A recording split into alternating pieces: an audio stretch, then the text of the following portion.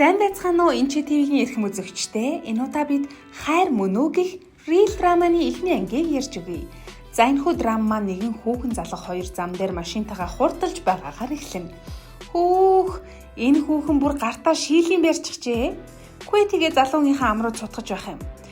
Жаахан галзуу хүүхэн бололтой шүү.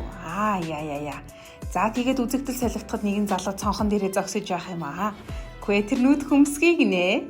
Ажил хэрэг залуу бололтой. Дэлгэц ширтээд суулаа та. Гэтэл гинэд утсан дуурлаа. Таны найз бүсгүй согтуугаар машин барьж яваад саатуулагдсан байна гэж байна шүү. За тэгэхээр киноны эхэнд машин дайр хуугаад байсан бүсгүй чинь энэ Аннар гихч залуугийн найз охин юм байна. Аннарч найз охиноо яасан юм бол гэд яарад гүйж байгаа харагдана. Цингүүн хаана байна гэд хайгаад ирлээ. Гэтэл цагдаа батлан даартын гар өсөг зуруулахдаа Цингүүн болт хоёр хоёулаа машинд явсан болохыг хэллээ. Хаан тэгэхээр Цингүүний хамт машинд айр хуугаад байсан нөхөр чинь энэ болт гэх хүн байх. За ингээд Аннар маань хоёр хүний торгуулийг төлж байх юм аа. Машиныг нь журмалсан гин. Аннарч болт гэж хэн бэ гэж цагдаагаас асуухад танай тэр найз өсгүүн чинь бас нэг найз залуу юм байлгүй дээ гэж арлаа шүү.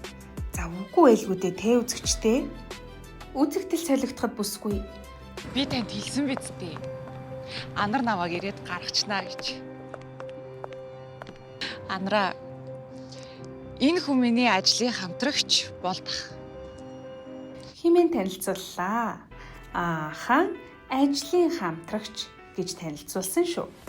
Тэгээд бололгүй энэ хоёр маш чухал ажилдаа явж байсан гэж Анарт хэллээ.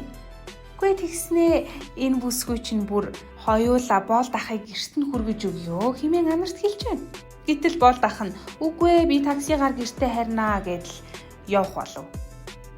Гэтэл цэлмэг Анарт хандан чи ч хүн боддоггүй хүйтэн сэтгэлтэй амтан юм да. Гиснээ болд ахыгаа дагаад таксинд нь суугаад яваад өглөө. Ямар эвгүй юм болоод байна. Ингээд нэгдүгээр анги дуслаа. Цаашид энд юу болох гээд байна? Ямар адал явдал өрнөх гээд байгаа юм бол та бүхэн энэ ТV сайтаар орж бүх ангийг нь үзээрэй. Энэ яг хайр мөн үү?